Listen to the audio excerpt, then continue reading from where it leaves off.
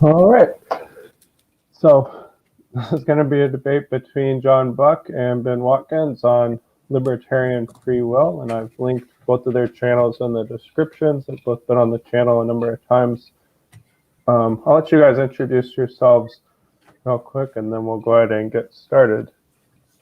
Sure. I'm John Buck. I'm a recent convert to the Catholic faith, actually, just this Easter. But before that, I'd had a sort of interest in philosophy and just looking into these sort of like deeper questions about things. Yeah. I have a YouTube channel, but I haven't posted anything on it for the last year and a half. It's just a compilation of T-Jump saying dumb stuff. But I do plan on actually posting something imminently on the topic of epistemology and ultimate skepticism. So look forward to that if you are subscribed, at least. My name's Ben Watkins, and I am one of the hosts of Real Atheology, a philosophy of religion podcast, where we explore questions in the philosophy of religion from a non-theist perspective and try to help contribute not just to the great debate in the sense of the question of does God exist, but also within ideas of what religion can look like in the future once we've rejected something like perfect being theism, and how religious concepts and questions can evolve over time.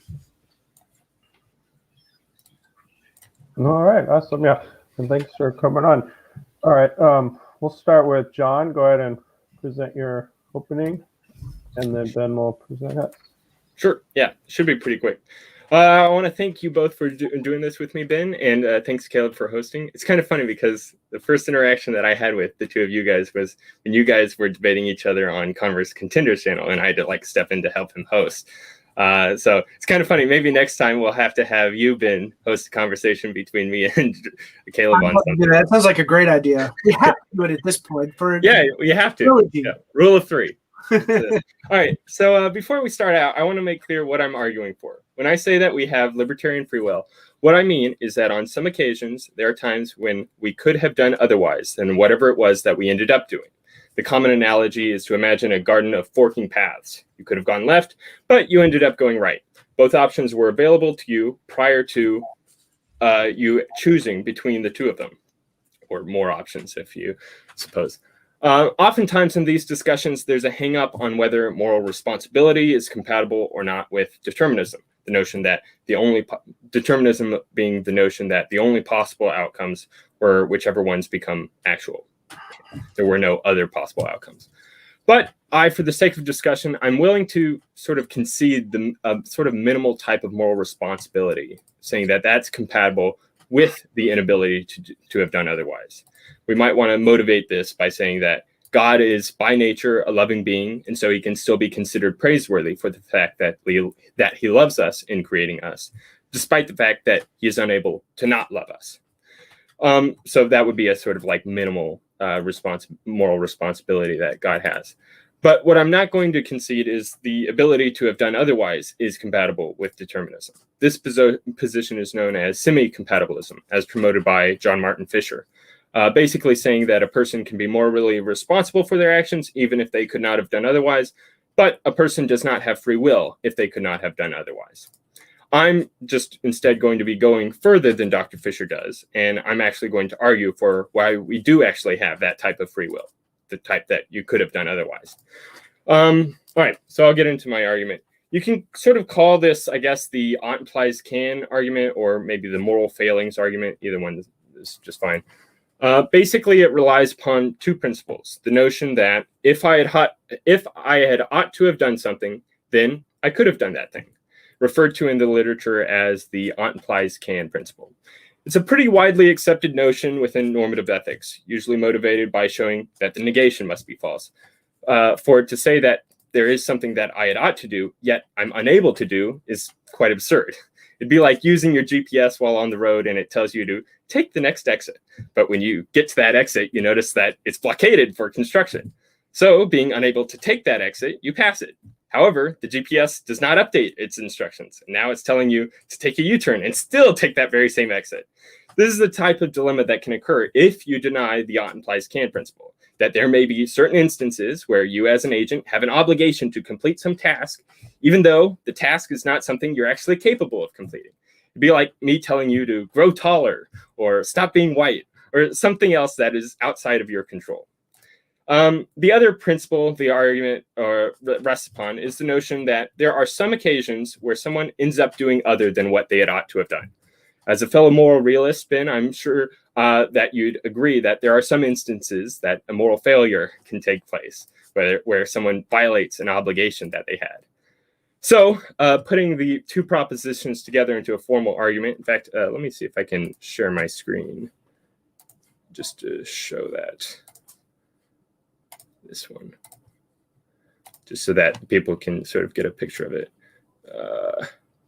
Oh man, how do I make it? Oh, present. There we go. All right, the implies canon argument. Okay, so if I ought to have done otherwise, then I could have done otherwise. That's the implies canon principle at work. Premise 2, there are some instances where I had ought to have done otherwise.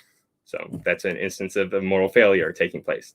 And then the conclusion, so there are some instances where I could have done otherwise. That is my argument for libertarian free will. All right, I'll stop share screen. And just to finish up, usually what'll sort of be responded to this is to argue that that type of libertarianism must be false because determinism is true. I'm going to try to motivate why we should reject determinism. So I favor a view that you actually might be sympathetic towards, Ben, being a fan of Graham Oppie, referred to as the branching theory of modality, where all possible worlds are grounded by some sort of shared common history within the actual world. So possibility is grounded by actuality in some sort of sense. So when I say that you or I might exist contingently, what I mean is that there is some fact about the history of our world where a divergent pathway would have prevented either you or I from coming to exist within this particular region of space-time. That's what we can say. That's what we can mean when we say that I am a contingent being or something like that.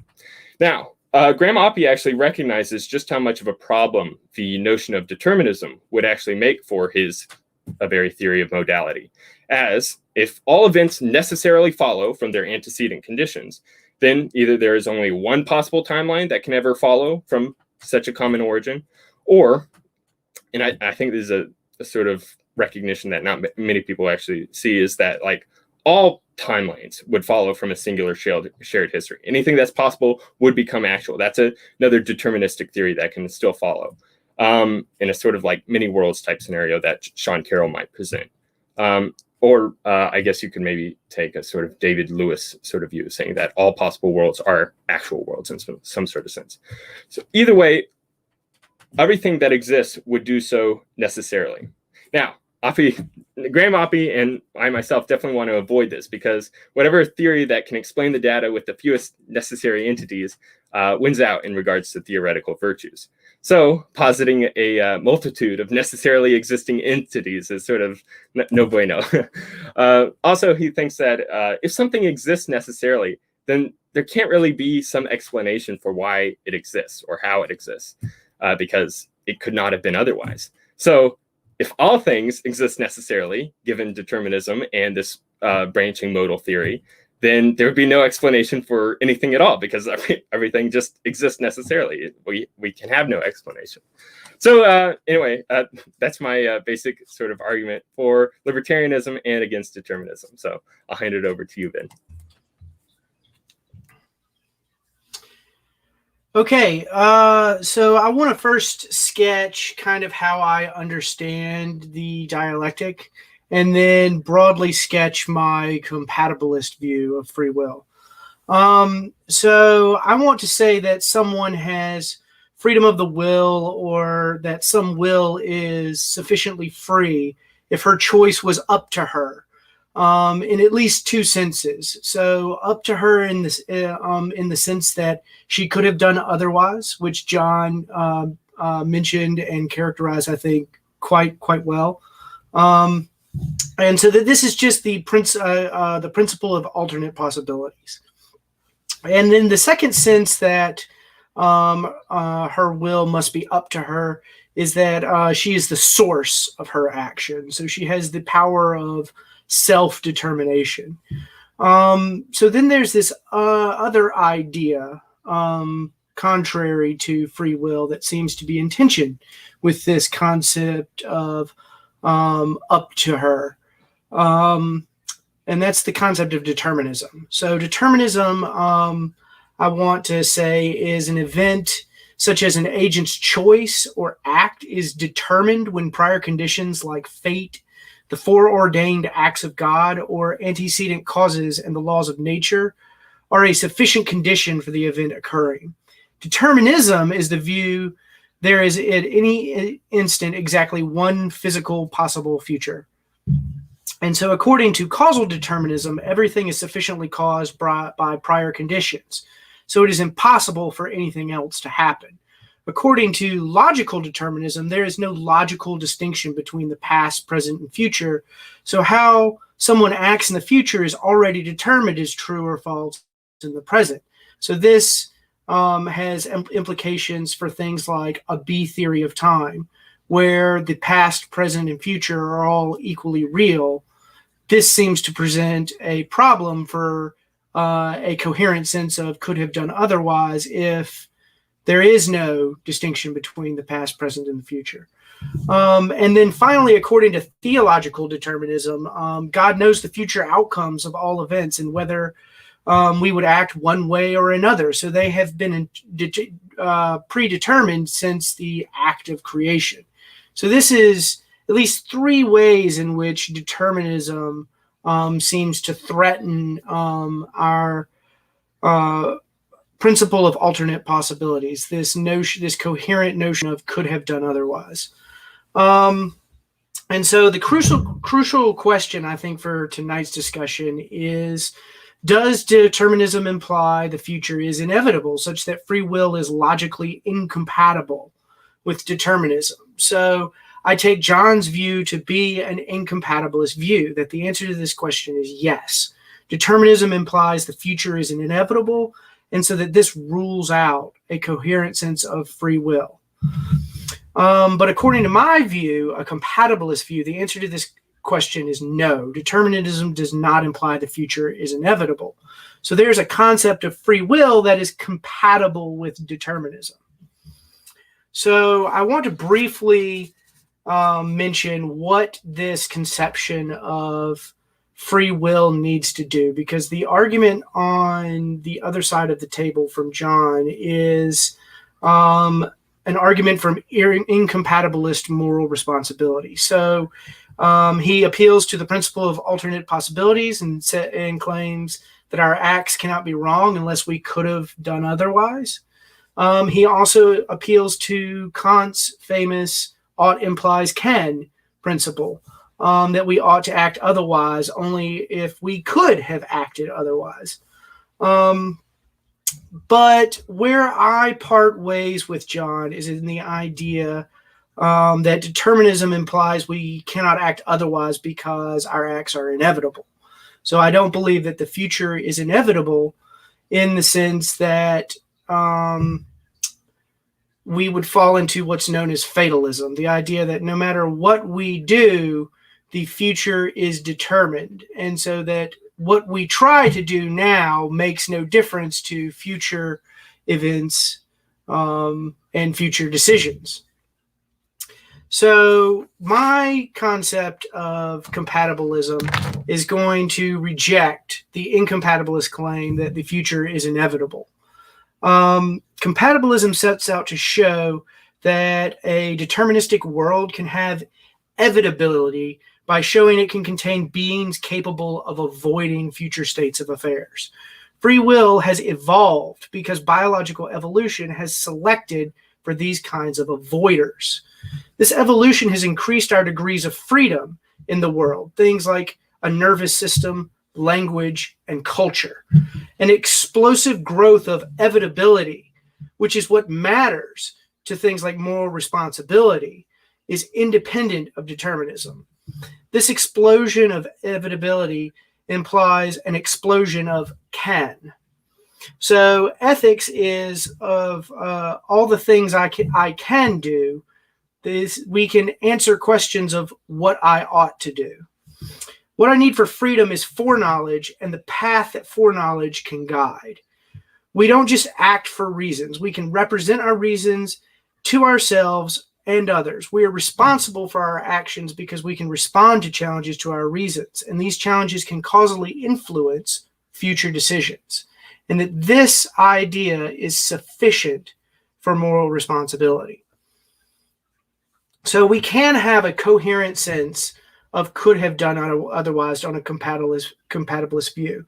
Even if determinism is true, it's not the case that the future is inevitable.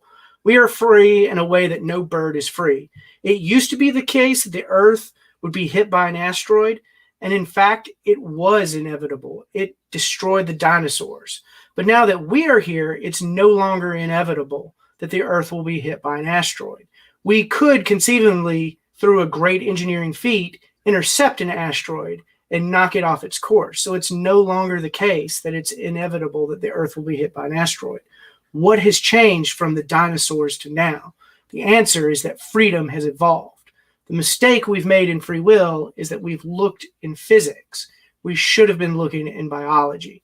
This idea of a hypothetical motivational sense of could have done otherwise that we can get from biology is what we need for something like moral responsibility.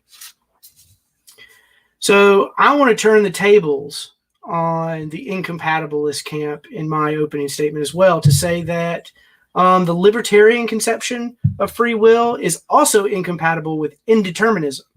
Something at least approximating causal determinism must be true for any coherent sense of the phrase could have done otherwise.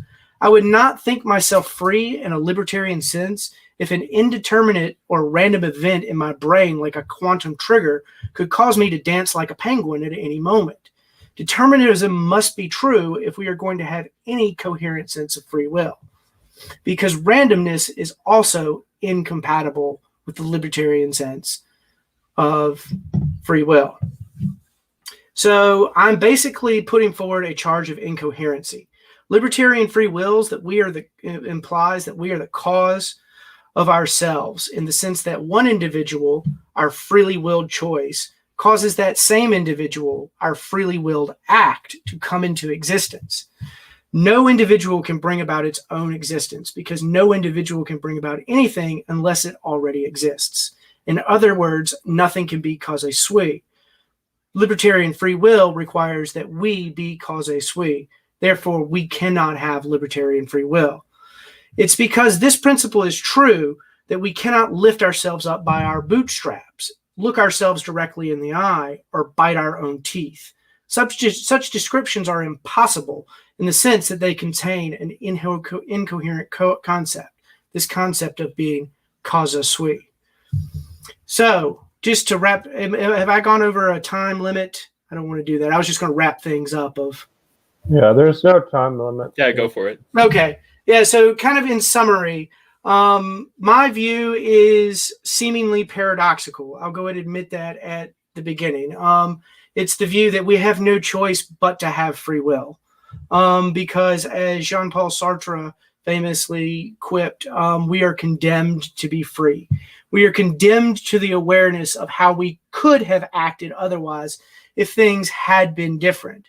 This awareness can cause us both to feel guilty now about our past acts, and it can cause us now to reflect on ways to avoid acting in similarly wrong ways in the future. An awareness of this hypothetical motivational sense of could have done otherwise is compatible with causal determinism, and it's also sufficient for moral responsibility. So I don't have to introduce anything like this concept of contra-causal free will that can somehow deviate from the laws of nature and seems to have this incoherent concept of being causa sui. I can just take that concept off the table and say that that entire rabbit hole for free will is where the mistake is. Where we should have, what we should have realized is we can resolve the tension between our concept of could have done otherwise and a sense of causal determinism. So I'll go ahead and end there. I know I've probably talked too much, but I'd like to hear John's thoughts on what I've said so far. Yeah, that was fun. Good opening. Okay, so let's see. I guess I have a couple questions.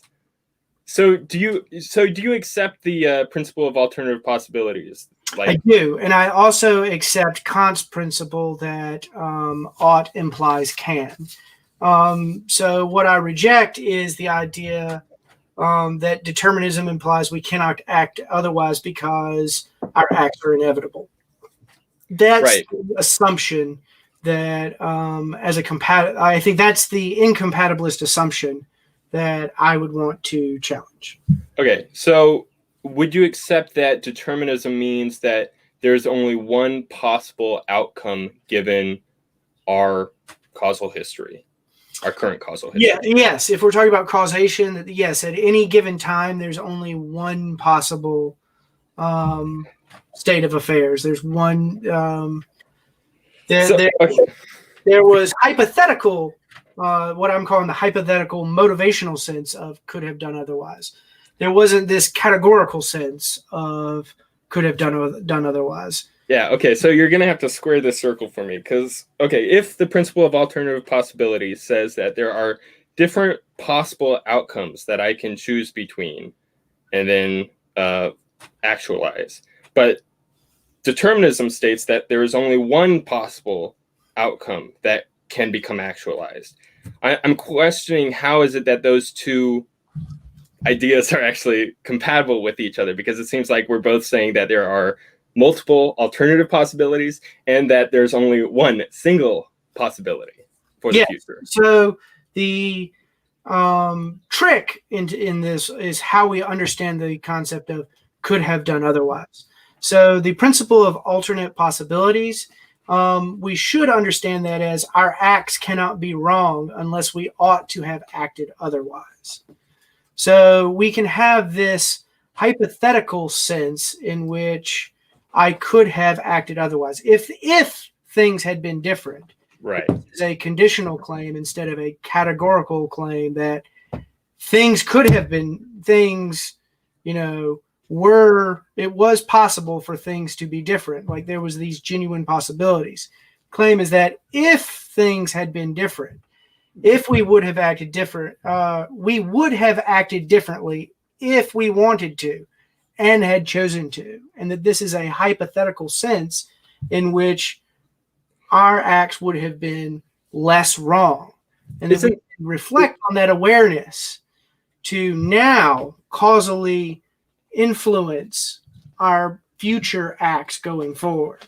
And that's sufficient for moral responsibility. And that's how you square the circle, is you've got to understand determinism. You have to accept determinism, but then say, okay, in what sense could I have coherently done otherwise? And if you try to use the categorical sense of could have done otherwise, I think you're stuck in the incompatibilist camp. That's where the problem arises. You need this hypothetical sense, because you're not saying that you did have these categorical abilities to break the laws of physics. You could have done otherwise in the sense that you could have done other than what the law would follow from the laws of nature. I'm not applying any sort of implication like that. That's why I'm trying to use the language of hypothetical and categorical. If you have this categorical understanding of the concept of could have done otherwise, you're stuck in the incompatibilist camp. If you can shift this concept of could have done otherwise from the categorical sense to the hypothetical sense, that's the move that puts you in the compatibilist camp. That's the move that resolves any apparent tension between free will and determinism. Right, but wouldn't that hypothetical be a type of sort of like impossible antecedent condition? Because like if I wanted to do otherwise, then I could have done otherwise. But given the past and the laws of nature, I could not have wanted otherwise. Say that it's impossible. So like let's think of a situation where it's not a choice, where we say that lightning strikes a tree. Well, we could say that the lightning could not have struck the tree. Well, that doesn't mean that if it had not struck the tree, it would have done something impossible it would have violated, because only what actual happens is what could have happened. So I think to say that it's just impossible is to think about it in the wrong modal. Well, determinism states that all other outcomes besides the actual one are impossible. The only possible outcome is the one that it becomes actual. So yes, it's the case that, like, if lightning struck the tree, then it was determined to be the case, and no other possibilities of the lightning doing otherwise were even on the table. But it could still also be true that if things had been slightly different, if the charged energy in the clouds had been slightly different, it would still be true that lightning would not have. Right. So yeah, we can sort of imagine these alternate scenarios in which things were differently from our own world. The hypothetical sense, the fact that we can just imagine these. And so that's purely caused. That's causal determinism would cause us to imagine these scenarios in which if things had been slightly different, we would have behaved different. The awareness of those hypothetical senses of could have done otherwise can right now purely cause in my brain to feel guilty about my past actions and to cause me to make future better actions that are more moral because I avoid making similar wrong actions.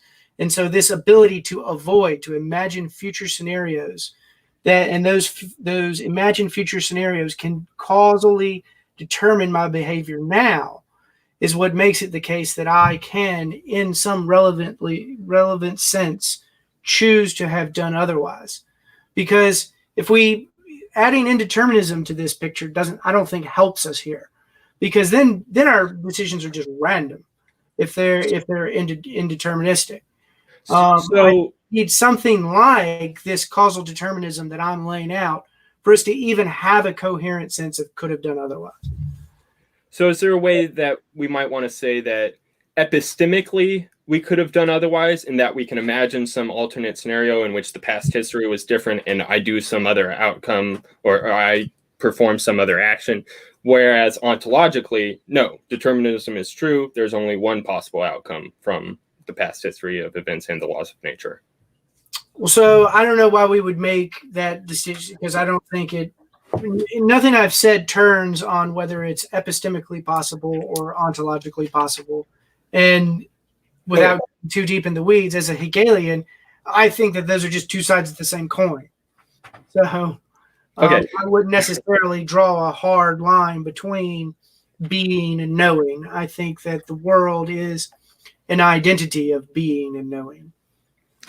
All right, so let me see if I can try to get a better understanding of the hypothetical sense of I could have done otherwise. That seems to me, in a sort of sense, like ascribing myself a property that is not actually had by me in the actual world, but is rather had by some other version of me in some sort of hypothetical world. So like I can imagine if I were black, I would probably live a different lifestyle and I would have different outcomes, different societal pressures and oppression and different things like that. But that's a sort of impossible hypothetical, given the fact that, or at least impossible to the actual world. Like, okay, let me see. If I was black, I wouldn't get sunburnt.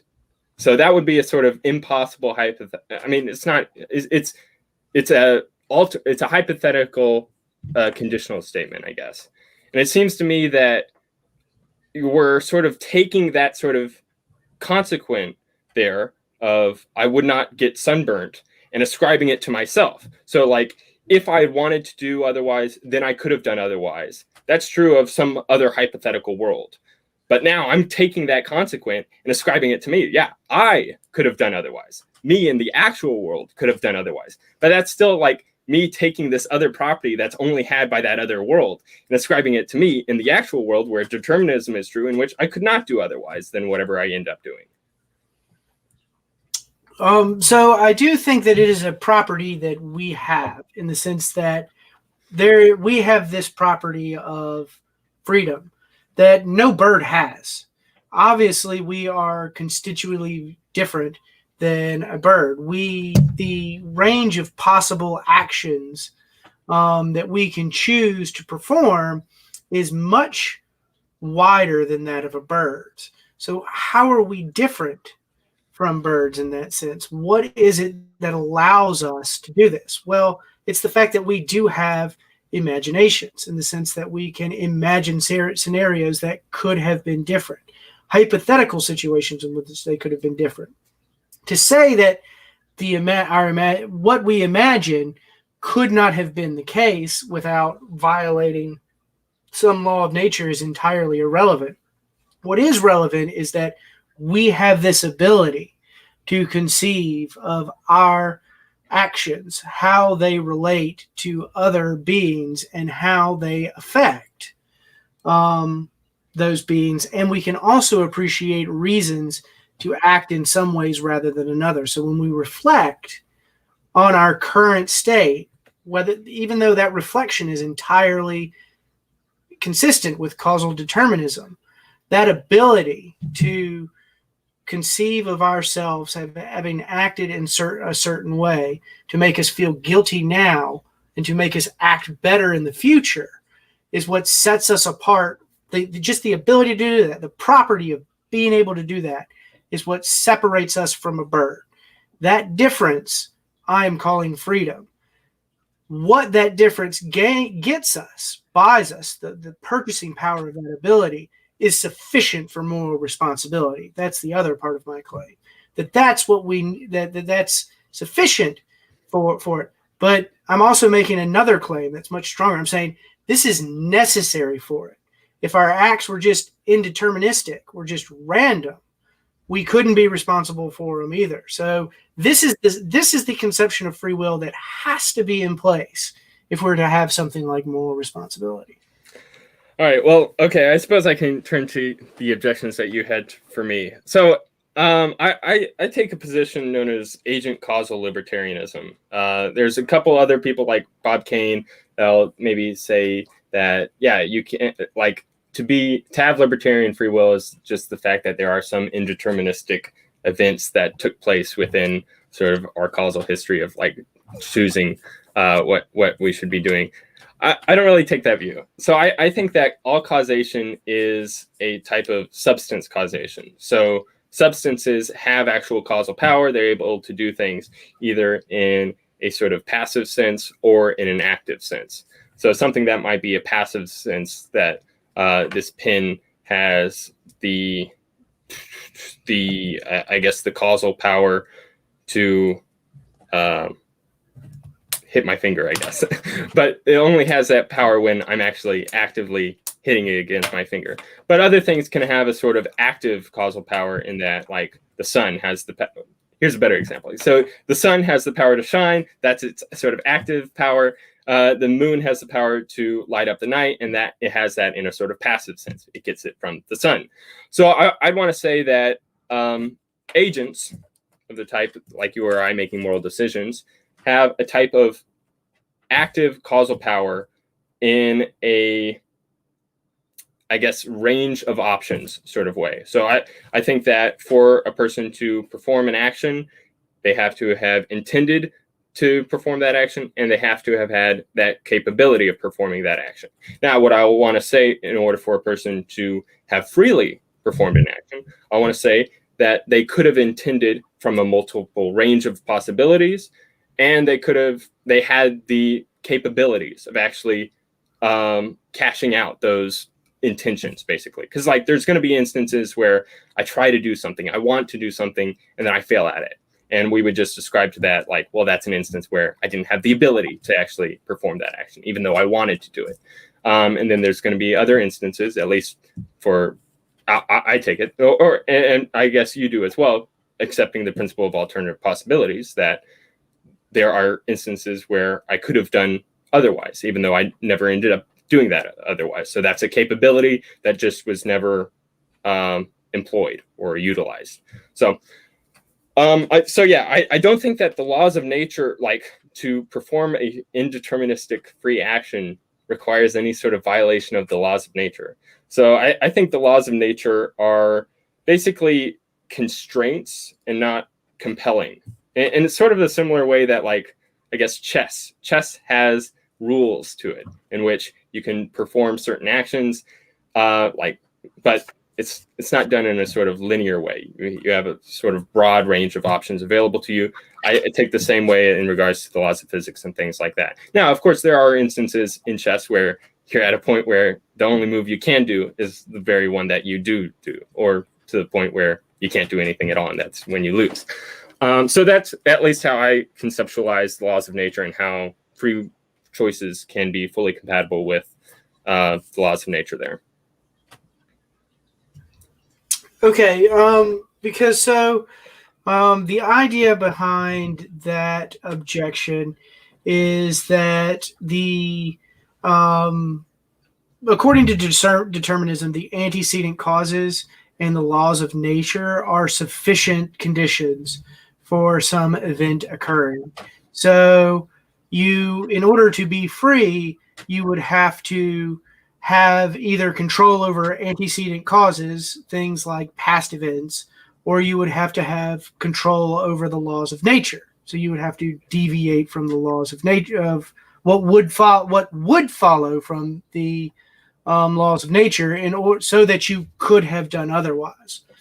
So that's the idea that there's right. something. Yeah, if determinism was true, then yes, the laws of nature would constrain everything down to one singular point so that only one possible outcome could become actualized. Whereas if you hold to a sort of indeterministic view of nature, say through quantum mechanics, it seems like there is true indeterminacy within nature. And if you accept that agents are the type of being that are capable of choosing among a range of options, then that's another instance in which there's true indeterminacy. But it's not a random indeterminacy. It's a power that the agent has to choose among a variety of options available to them. So even if we put the truth of determinism to one side and we just consider it as a hypothetical sort of thing, in order for determinism to be false, this is a conceptual truth about the concept of determinism. It would have to be the case that we had the ability to change either initial conditions or the laws of nature. So that's what it would be for it to be false. That's not to say that it is false or that it is true. That's what it would be to say that it is false. And so this idea that for it to be false, that determinism is true, to even make that claim has built into it the assumption that we have the ability to either change the past or deviate from what would follow from the laws of nature. And I can so we can get on quibbles about, does that violate a law of nature? We don't have to use that terminology. The only terminology I need to use here is that we would deviate from what would follow from the laws of nature and initial conditions. We can either change what would follow from those laws of nature, or we could change the initial conditions, i.e. the past events. We can't do either of those things. Therefore, what would follow is that this conception of free will cannot be right. It's a conceptual claim. It's a claim about the concept. We don't have, we can say we don't know whether determinism is true or false, but we know what it would be the case for it to be false. And for it to be false, we would have to have one of two abilities, neither of which we have. That's the argument.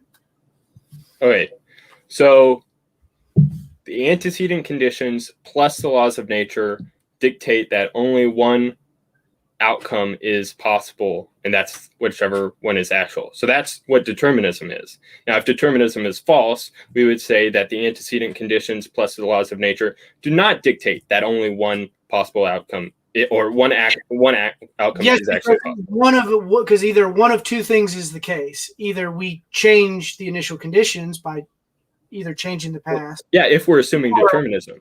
Or we indeterministically deviated from what would follow from the laws of nature.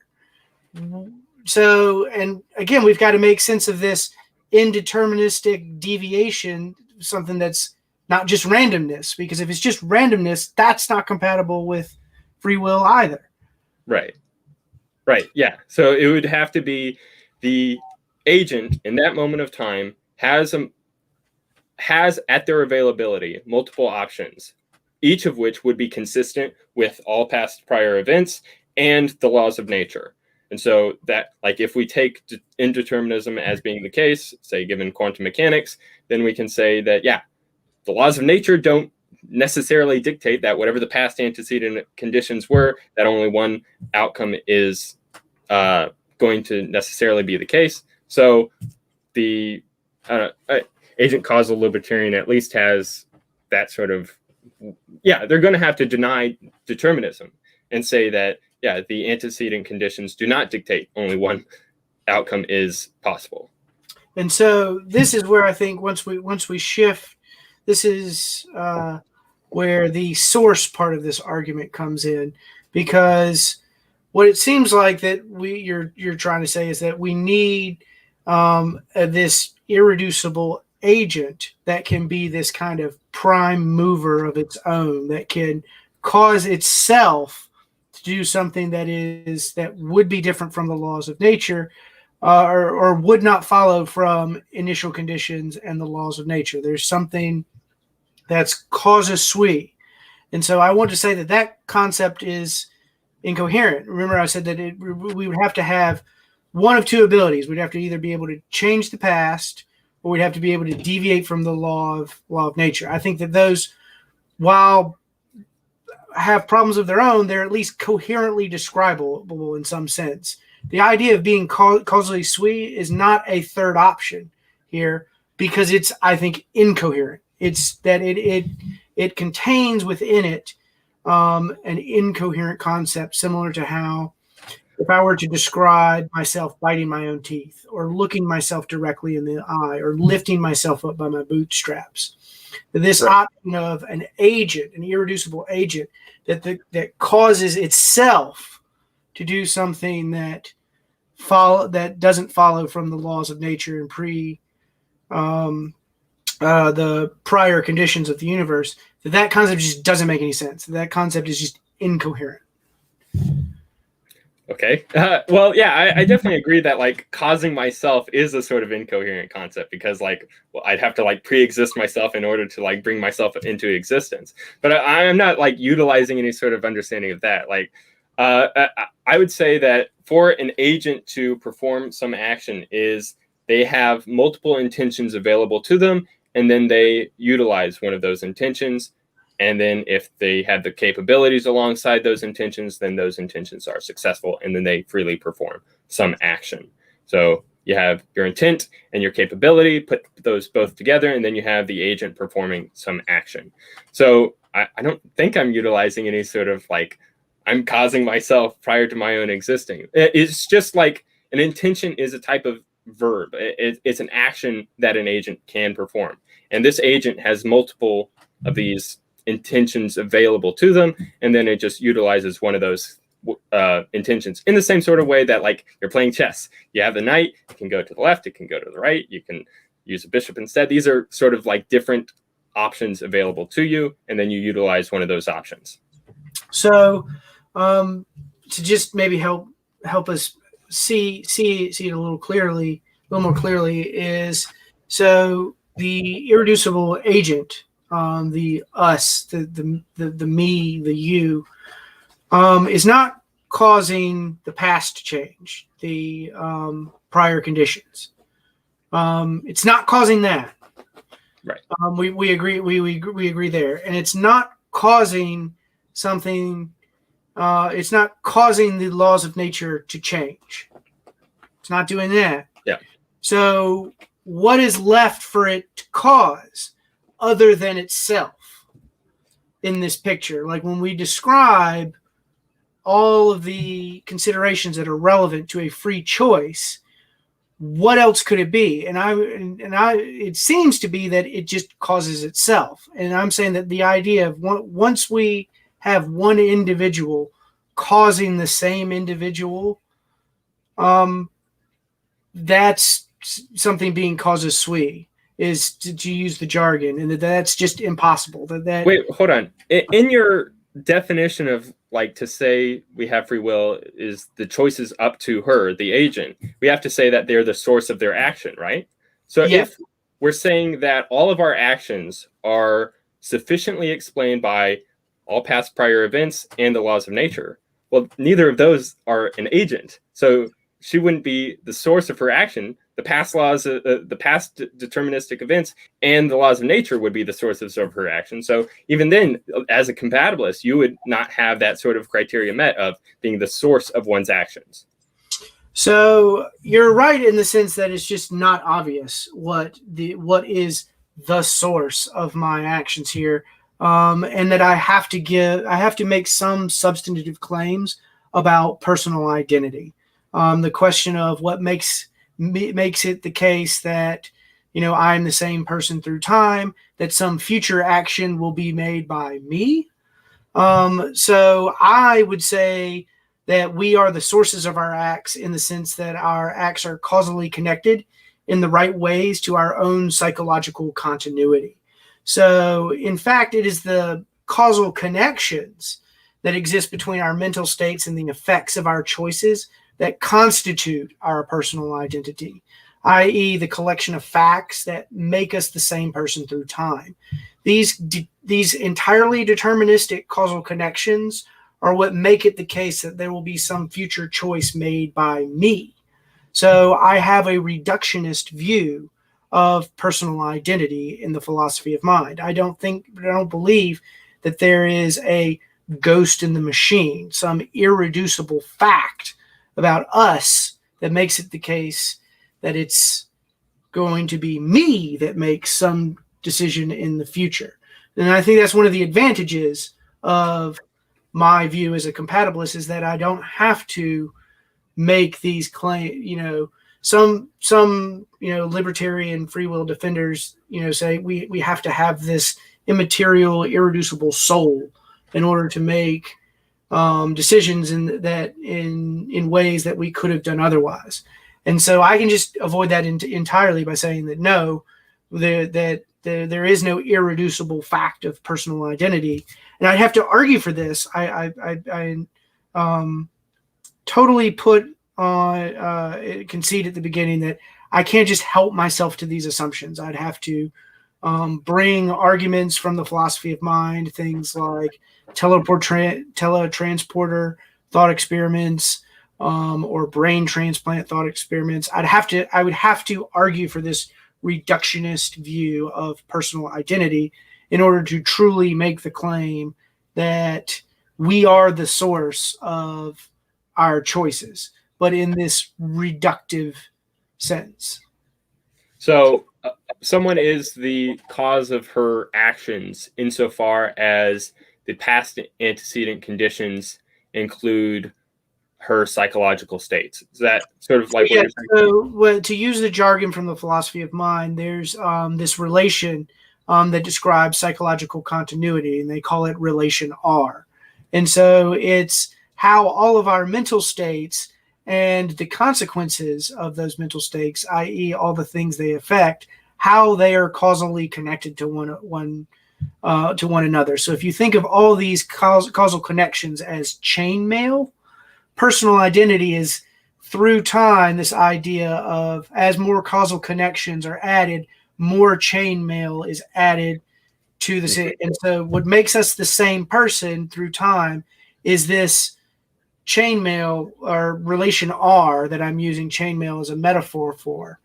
That's the fact that makes us the same person through time. So do these psychological states have causal power over the physical world? Yes. So they would have to. So that's an implication just of causal determinism. All right. So there is a type of causal power within these psychological states. So let's see. What is the concern, I guess, then for the agent causal libertarian who wants to say that they, as an individual, also have this type of causal power over the physical world? Well, so I first said that it had the problem of this agent being the cause of itself, it being causa sui. But another problem here is the idea that we have to posit this irreducible agent in the first place, this idea of a ghost in a machine, this, that there's somehow this immaterial fact about ourselves that resides somewhere kind of behind our eyes and can survive, possibly survive our death.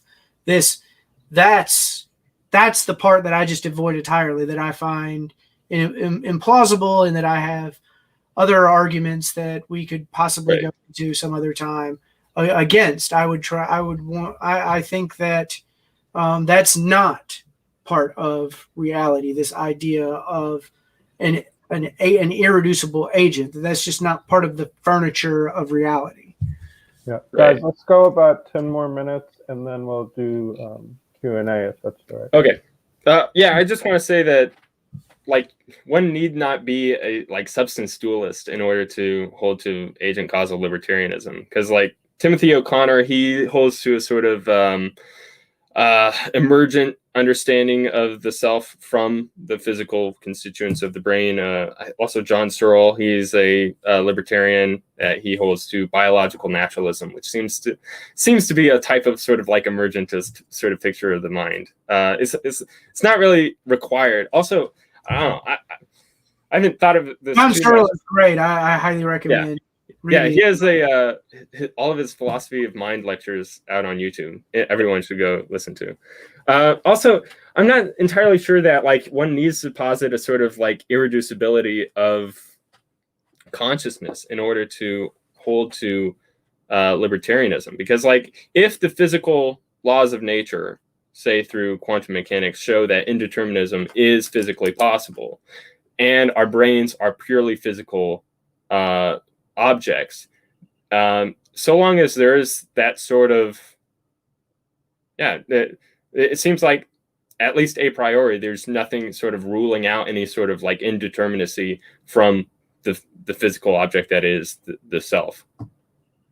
But okay, so before we go on, can we maybe go over my main argument? I want to sort of try to understand how you would respond to it using your hypothetical hypothetical principle of alternative possibilities. So let me share that again.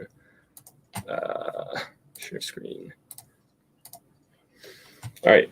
So you accept that, if I had ought to have done otherwise, then I could have done otherwise.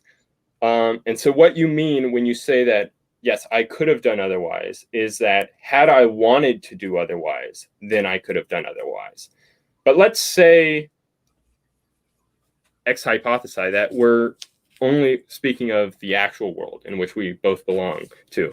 So if I had ought to have done otherwise in the actual world, then I could have done otherwise in the actual world. That's where you would sort of jump off board, right? You would say that, no, only in some other hypothetical world could I do otherwise.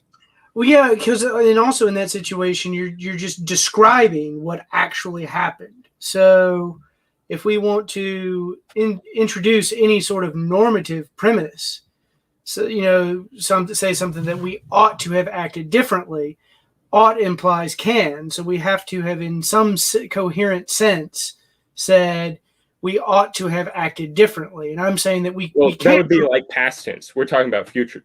Well, yeah. So if we want to, so we're in the present. Mm-hmm. So we can reflect on past events, and those can make us realize the normative significance of the events we've already made in the past, so they can determine things like feelings of guilt. Mm-hmm. And they can also help us understand future actions better, so that we can avoid.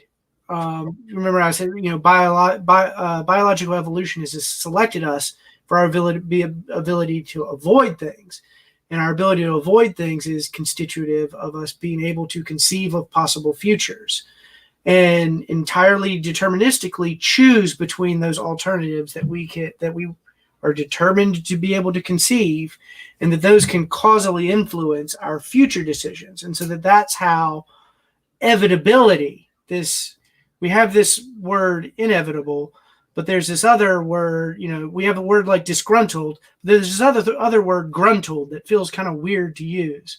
there's this property of evitability in the world.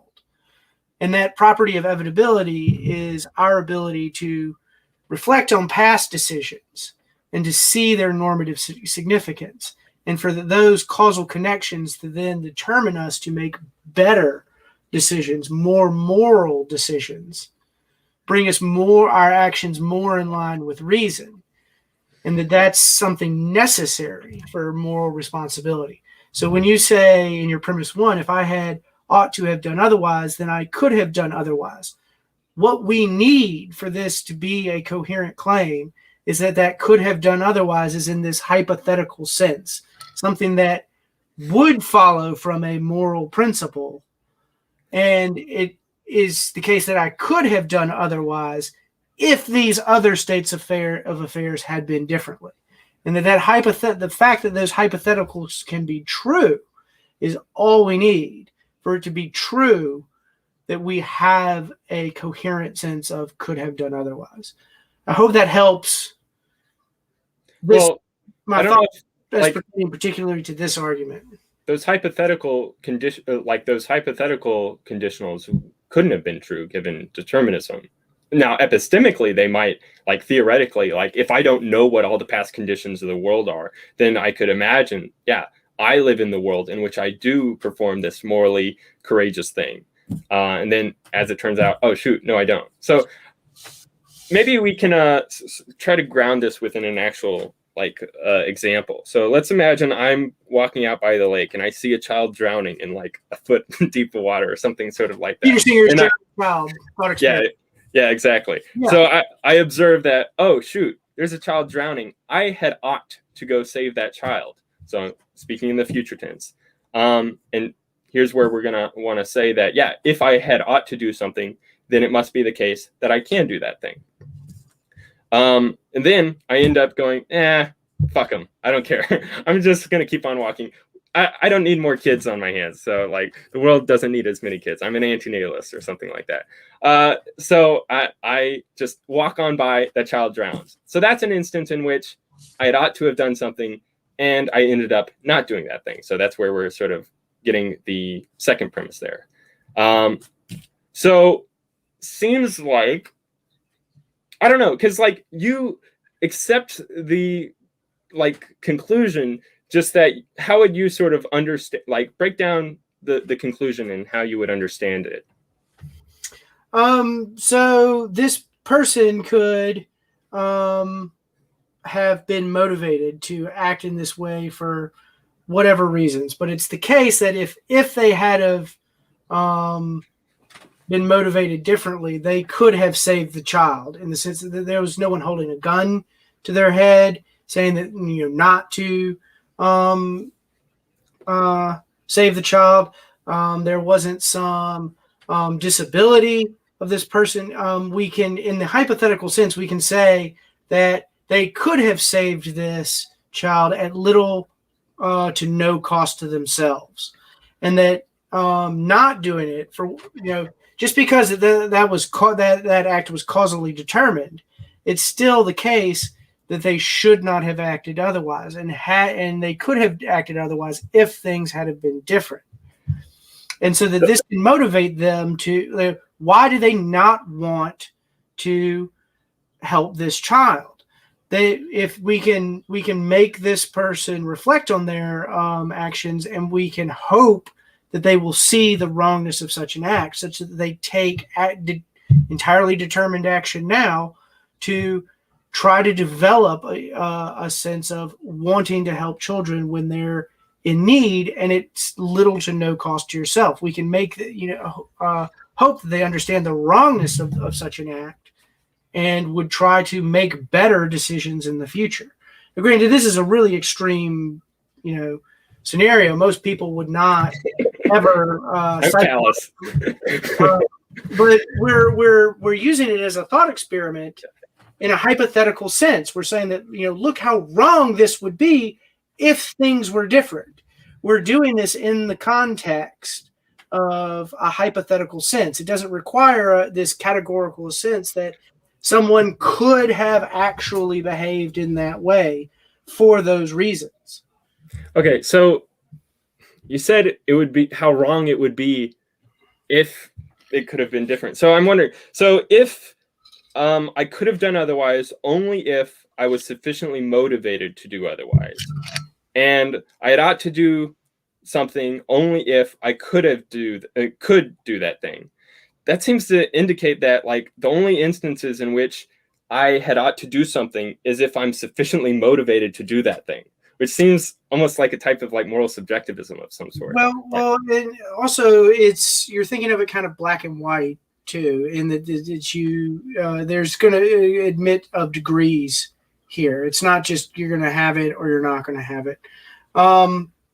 So I would also push back on any idea of moral subjectivism, simply because I'm a moral objectivist, but also because I think that the idea of moral subjectivism is a theory about a question in metaethics that is entirely unrelated to the question in the philosophy of mind that we're considering right now about the nature of free will. So I don't think anything about my view requires me to make any uniquely metaethical claims right now, except for I think we've both agreed to the objectivist language of the moral claims that we're making, in the sense that we believe that responsibility or the property of oughtness is a real feature of the world. We haven't argued for that, but I feel like we've just made that assumption as a common ground so that we can discuss the your incompatibilist moral argument for moral responsibility just in realist terms, because that's just the simplest way to do it. Okay, so quickly lay out for me how if we can only do something if we're sufficiently motivated to do that thing, and we had only ought to do something if we can do that thing, how is it that there can be ever any instances in which somebody had ought to have done otherwise than what they were sufficiently motivated to do? And real quick, go ahead and respond to this, Ben, and then we'll go ahead and close, and then we'll do Q&A. Yeah, so again, it's just the distinction between the hypothetical sense of could have done otherwise and a categorical sense of done otherwise. So the question seems to have built into it this categorical sense of could have done otherwise, whereas I would want to insist that's where the mistake is. It's the hypothetical sense of could have done otherwise that's not only sufficient for moral responsibility, but is also necessary for moral responsibility. Right. I guess I'm just sort of thinking of it like a truth table where if A is true, then B is true. And then, so I don't know, maybe I'll have to. No, so that's a really great exercise that I'd definitely like to, maybe afterwards in our correspondence and how we talk. But like, I want to construct that truth table. I think that'd be a super interesting truth table to construct. I didn't realize that was the direction you were taking that question, so I apologize. Oh, okay. Yeah. That's right. And maybe if you can drive before we go to questions, I am curious, what are your sort of thoughts on the sort of Graham-Oppy objection to determinism, given that like in conjunction with his modal theory, it sort of makes all events necessarily the case. And then that's sort of like a bad theoretical cost. So I would just be honest with you and say that I don't know. I'm not actually familiar with Oppy's view on that matter. And so it's something that I'd have to think about more. Okay.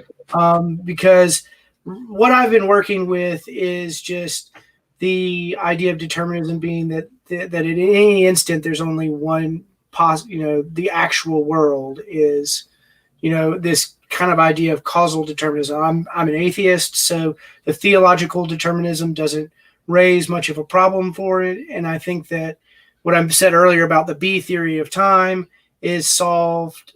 Any worries that are introduced by that are solved by the compatibilist solutions to causal determinism. So they kind of go hand in hand. And so, I know we'll get to question and answer. I won't ramble anymore. Yeah, gotcha. All right, awesome. So, yeah, we have some Q&A. Let me find it. All right, so the first question comes from Randolph Richardson. Ben, which video game is that in your background? Oh, good Lord. There are very many. I think he's probably talking about the arcade machine. Yeah, so it's actually a Raspberry Pi type arcade setup that I built, and so I just got the Midway case off, Craigslist several years ago, and so I just have a Raspberry Pi and an old TV set built in there, and I just kind of rigged it up. It was a project that I saw on YouTube, and so I just did it. Awesome. So you probably have like hundreds of games in there. Yeah, there's just hundreds and hundreds of games. I didn't even select them individually. I went to like a Reddit thread that was like, "Hey, here's one. Go here, and you can download all these games." And so I just did that. And All right. Apologetic Squared asks, does Ben agree with the following? There are things which I could do, which if I did them, would violate the laws of nature. And he has another way of phrasing that. There are alternatives which I am considering, all but one of which would violate the laws of nature.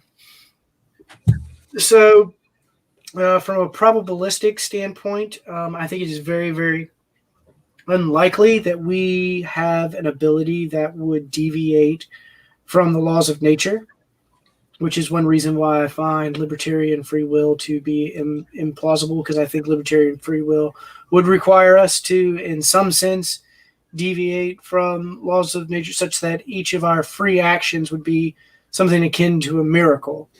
And so I don't think we have any sort of contra-causal free will in that sense, in the sense that we have some sort of causation that can rise above past events and the laws of nature, where I understand laws of nature as the necessary patterns of cause and effect that we observe in the world. So looking back upon like your past actions and then thinking of like, man, if I had done otherwise, then that would have been so much better. That if I had done otherwise sort of presupposes though that like, yeah, that would require either some difference in the past history of the world or some violation of a law of nature. Would that be right to say? Yeah, or some, but it would also involve some capacity that I could causally be determined to be in. So like it couldn't be the case that I ought to have done something if it required me to run faster than a cheetah. Like it doesn't matter if I could have saved the child if I could have run faster than a cheetah. That's not going to help you. That's not going to help you with more responsibility. It has to be something that you could have done in the sense that it was within a pattern consistent with, prior events and the laws of nature that you could have done. It could have been the case that I wanted to save this child that was drowning in a shallow pond. Had I been more sufficiently motivated to do so, had I cared more about children that are drowning, and if there are ways to causally determine me to care more about children in those ways, those are things that I should do. That's how I can causally influence my future behavior. Yeah, I was just going to say, it does sound somewhat like you're saying that, like, in order for there to be some sort of obligation that I failed to uphold, it would be like requiring that I run faster than a cheetah or something sort of like that. But I don't know, I have to formulate it a little bit better. Well, I think we have a comment in a minute that'll maybe help shed a little more light. Okay, so Emerson asked John, what does John think about Galen Strawson's argument against ultimate responsibility for your actions? This may be close to Ben's point. And you've been pronouncing it causa sui. I've never known how to pronounce that, but okay. And then Emerson. Please tell me if I'm wrong. I'm sure I think that's right. Yeah. And people are like, right. People who have studied Greek are like laughing at me. They're like, "Look at this idiot." So Emerson lays out Strawson's argument, at least a form of it. Okay, so you do what you do in the circumstances that you find yourself because of the way that you are. So if you're going to be ultimately responsible for what you do, you're going to have to be ultimately responsible for the way you are, at least in certain respects. But you can't be ultimately responsible for the way you are, so you can't be ultimately responsible for what you do. This is entirely my causa sui objection. Obviously, this is that objection unpacked more. Because it's basically saying that what we're trying to do here just cannot be done because it contains a contradiction. And if you look at those premises that he just laid out, it's the reason it all follows is because you end up with a contradiction at the end of it. Right. So I think having not read Galen Strawson yet, I do have his book Freedom and Belief just right over there. Since I do plan on. That's a good book to have on your shelf too. Yeah. Well done, sir. Well done. Thanks. So I think that the Libertarian is going to want to deny premise 1 because it seems like it's saying that all of our actions are dictated based upon the way that we are. But the agent causal Libertarian is going to want to say that all of our actions are like actions that the agent performs. And there's a various range of actions that would all be consistent with the way that they are. So like I'll admit I have a certain nature that inclines me towards certain things. But like if it's the case that I'm hungry, there's going to be a multitude of options available to me that would fulfill that need that I have. So I think, having not read Strawson in a more full sense, that's probably the best I can do right now. But yeah, so you've got to read some more Strawson, and I've got to read more Oppie. We've got homework. There you go. Yeah. I didn't realize we were going to get homework assignments. Here we are. And then, okay, so this wasn't a question, but I think this could maybe tie things together a little bit. So Mark says we're using can in 2 different ways, can in a physical sense and can in like a mental motivational sense. Do you guys agree with that? So I'm using can, I'm distinguishing between a categorical motivational sense, and a hypothetical motivational sense. And so I'm saying that the one that is necessary and sufficient for moral responsibility is the hypothetical motivational sense of the word can, and that we run into irresolvable problems by using the categorical motivational sense of the word can, and that's what puts us in the incompatibilist camp. And the way to avoid this mistake is to not go into the incompatibilist camp. It's to be in the compatibilist camp with this hypothetical motivational sense of the word can. Right. So in my argument, I want to use can in a purely singular sense. And I think that if ought implies can in a physical sense, then it must be the case that when I violate some moral obligation, then that's an instance where I physically could have done otherwise. Or if it's the case that ought implies can in a sort of mental sense, then any instance in which I do otherwise than what I had ought to have done, then that's a case where mentally I could have done otherwise. So whatever way in which you understand can, that's the way I want to consistently use between the premises. The way that I understand can, I mean, it's sort of hard because it's almost like a primitive, but I guess a way at least to describe can, maybe if not to like define it, is to just say that this is some action that would be consistent with the antecedent conditions and the laws of nature. So like if I broke my leg, it wouldn't be the case that I could jump 6 feet up in the air. Of course, I wouldn't be able to do that anyway, but let's say 3 feet up in the air. Maybe I could do that on a good day. That would be an instance in which I could not jump 3 feet up in the air, given that my leg is broken. But if my leg wasn't broken, then that would be in a case where I do have that ability. That's sort of like a property I have, even if I don't ever actualize that ability. That's something that I have at my avail. All right, Randolph appreciated your response. And Shannon had good things to say. Yeah. Are we going to get a new episode anytime soon for the Real Atheology podcast?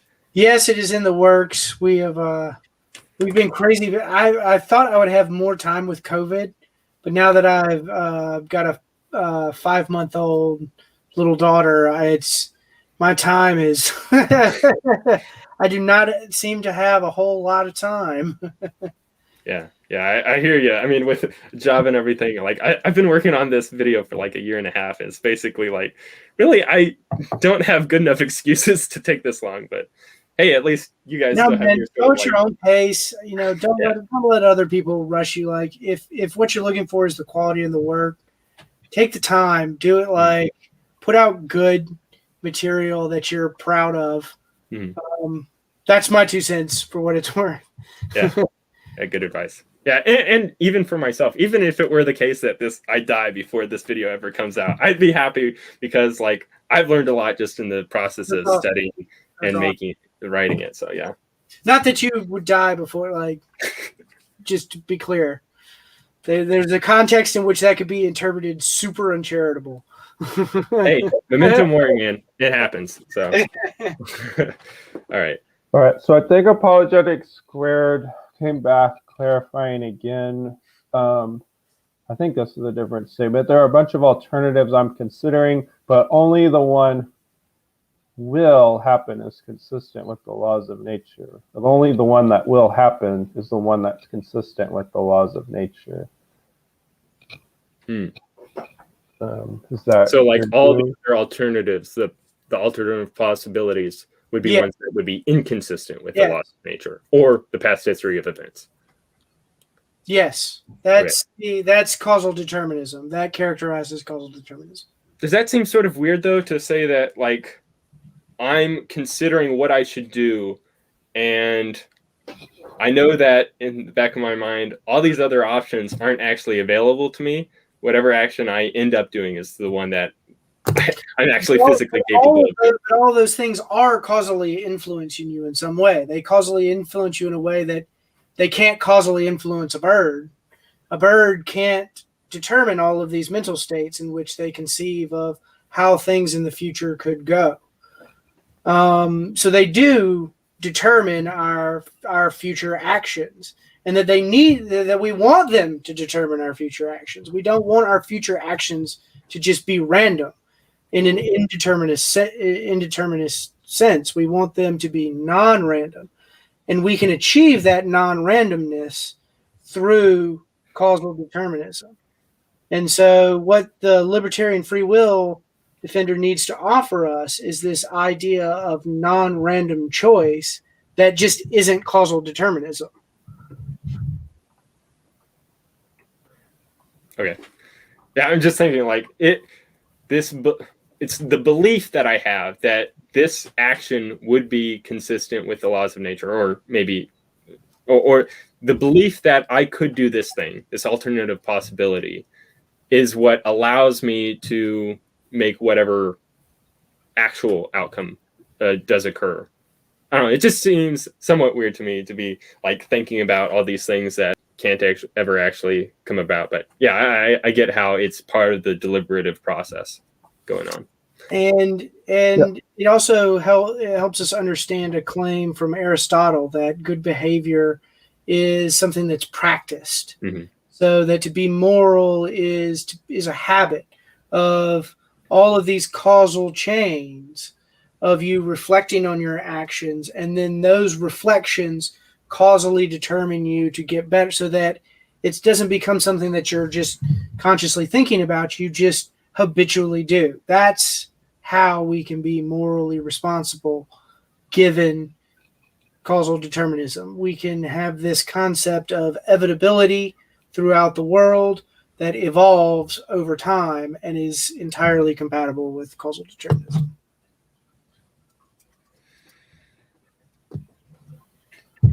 All right, and then Original Wind Productions asks for Ben, are the laws of biology and chemistry reducible to facts of physics? given sufficient knowledge of all three?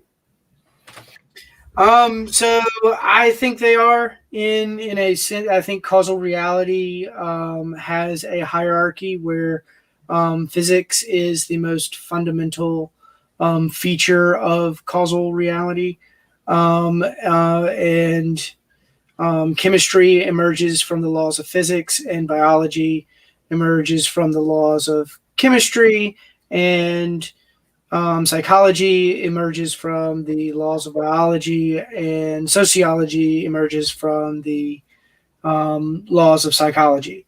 Now, I realize that this is a controversial view in the philosophy of science. I am, in a very important sense, an anti-reductionist, in the sense that I don't believe that the world, what we refer to as the real world, is exhausted by the causal domain. So I am an anti-reductionist about normativity. So I don't believe that normative facts can be reduced to causal facts. I don't believe that mathematical or modal or logical facts can be reduced to causal facts. And I also don't believe that the irreducible what its likeness of mental experiences can be cashed out in entirely third person causal terms. So I'm also an anti-reductionist in the philosophy of mind. So that's kind of a broad overview of the metaphysics / ontology of my view. It's very much influenced by Hegel and by Wilfrid Sellars, who's part of the Pittsburgh school of pragmativists. So my view is kind of a hybrid version of objective idealism / American pragmatism. It's a Frankenstein, I realize, but it's just where I'm at in my journey these days. No, I dig it. Love it. And honestly, atheists ask, John, how do you get around the objection that you cannot will what you will? That is the ultimate source of our preferences, and behaviors seem to be beyond our control. I'm not. So I guess it's saying that, like, whatever it is that I will to be the case is going, like, that's going to have some sort of causal origin outside of myself. And so I can't be responsible for what I will to be the case. I think that would be a concern also for compatibilism as well. It seems like they'd want to say that, yeah, there has to be some sort of causal, I guess, origin within the person in order for them to be morally responsible. But just for my own case, I think it presupposes determinism, which I've been sort of arguing against here. So I would say that our nature, like, inclines us towards willing in particular ways, but it's not so constrained so as to will only one particular way. So I can will to go get a cheeseburger, or I can will to go get Taco Bell. Both of these are consistent with my nature and my willings. So Shannon Q asks, what do you guys think about Libet and the other, I guess, similar experiments demonstrating choice occurs at a pre-conscious level prior to awareness of choice? So, right. Oh, okay, you can go. I'll go. So I don't know. I really like. So I just think this is just a brilliant experiment by Benjamin Libet.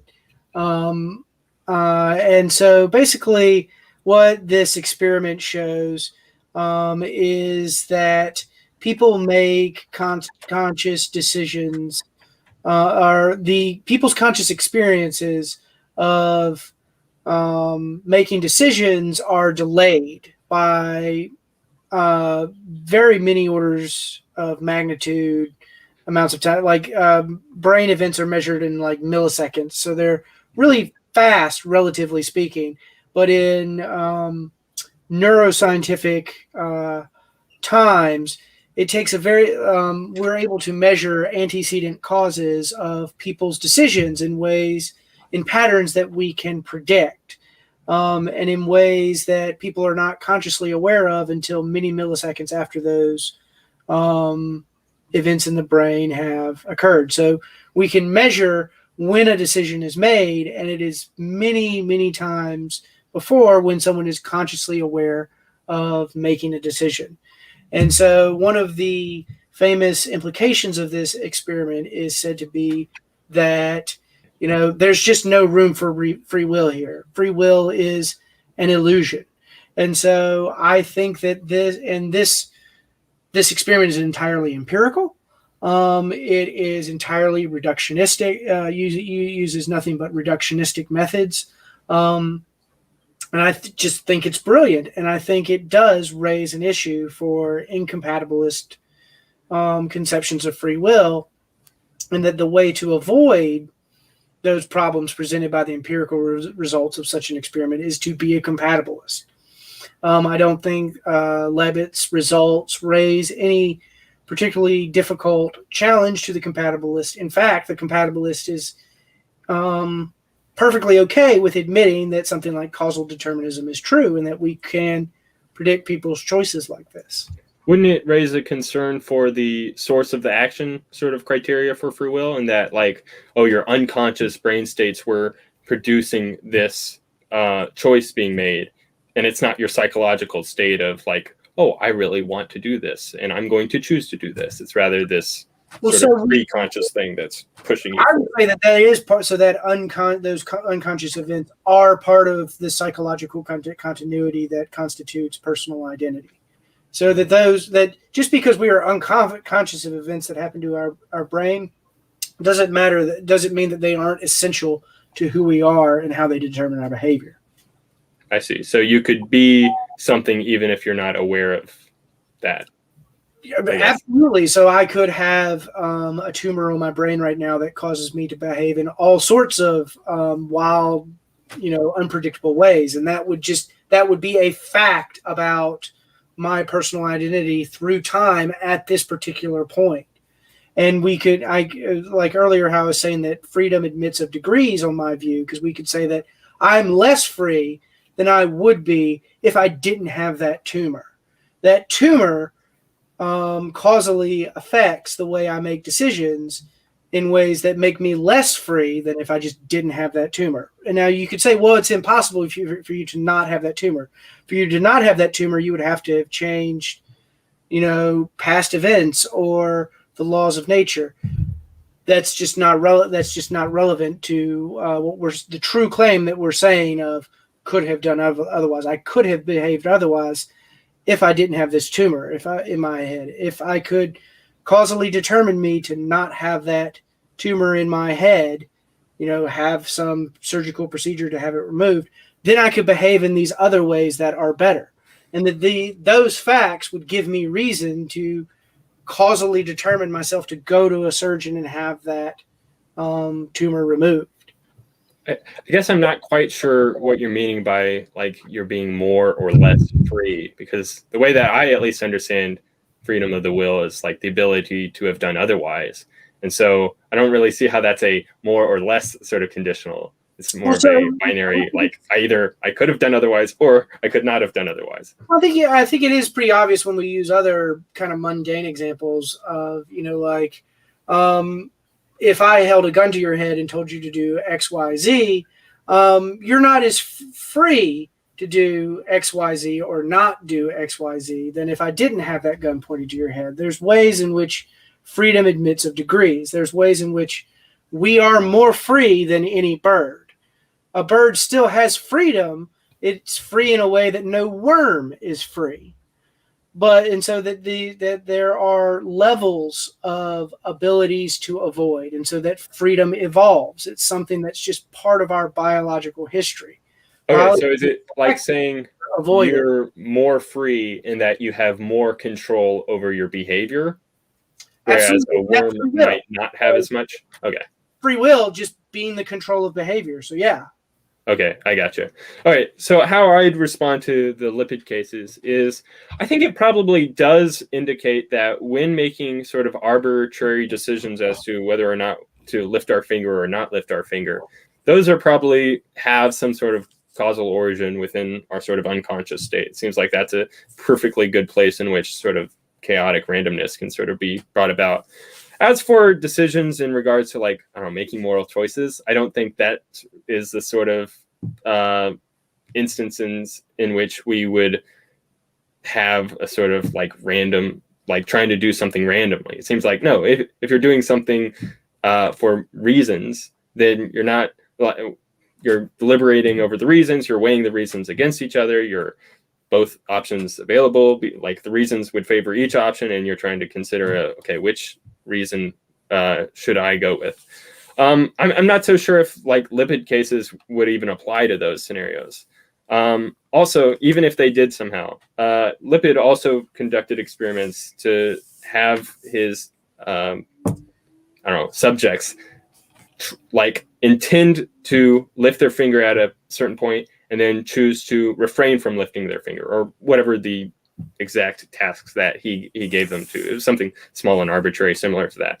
And he showed that, yeah, even when we do have that sort of like, what was it, like 10 seconds sort of pre-conscious like action potential or like readiness to perform the action of lifting your finger, the subjects themselves had the ability to stop and to refrain from lifting their finger, and this is what Lipid referred to as free won't instead of free will, free won't. So I don't know. I do find them interesting, but I don't think they're as I don't think they really prove as much as a lot of people tend to say they do. Right. Essentially, Leon says, I have a question that might sound dumb, but is there a difference between determinism and necessitarianism? If so, what is it? You're muted. What is necessitarianism? Is that the same as like fatalism? Necessitarianism is basically modal collapse. Basically, there is no other possible world aside from the actual world. Gotcha. Okay. I just wanted to make sure if there was a technical use of this term. So I think that you could be a determinist and not be a necessitarian if you hold that our like origin or to the universe was like contingent in some sort of sense. It could have been otherwise, in which like, yeah, it could have been otherwise, maybe in a sort of like brute contingent sort of sense, and then things follow necessarily from that. So in that sort of case, yeah, necessitarianism wouldn't be true, but determinism would still be true. But if you hold to maybe a Graham-Oppian sort of view and hold that there is a sort of necessary origin to the like initial state of the universe, and also hold that from that initial state, all things follow necessarily, then I think that does commit you to a type of modal collapse or necessitarianism.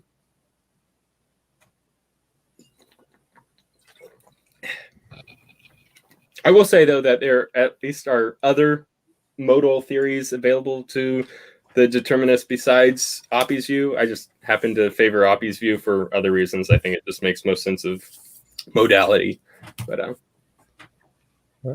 and then this will be the final question. And for John, does your view of free will commit you to an A theory of time? So I haven't done any real reading on the various theories of time. That's a rabbit hole of a question. I know.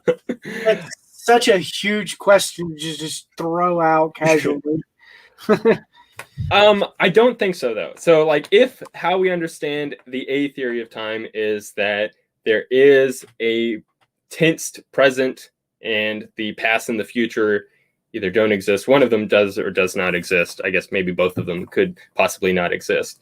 I don't think that my theory really commits me to that. So I recognize you brought up how in B theory there is already one whole future linear timeline that is already in existence.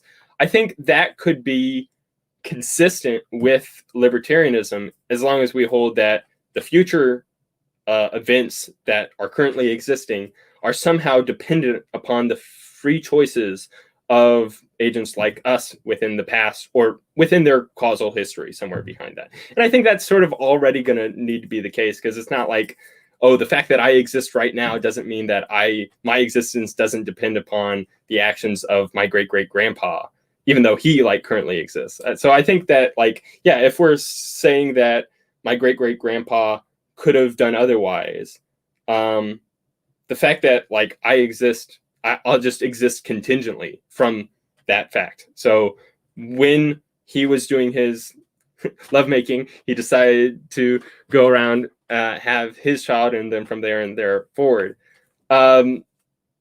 It's just going to be the case that my existence right now has a sort of causal dependency upon free choices indeterminate within the past. So yeah, I mean, I don't know. I find both theories have some things to sort of favor them and some things to sort of leave me at to restrain myself from holding them just yet. But so yeah, right now I'm still sort of agnostic on the different theories of time of which to hold to. All right.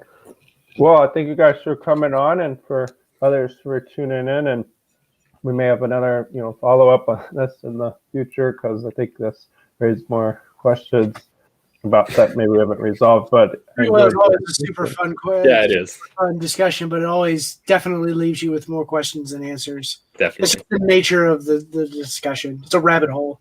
Yeah, it's very fun though. Right. I'm gonna go ahead and end it there. But thanks. Yeah.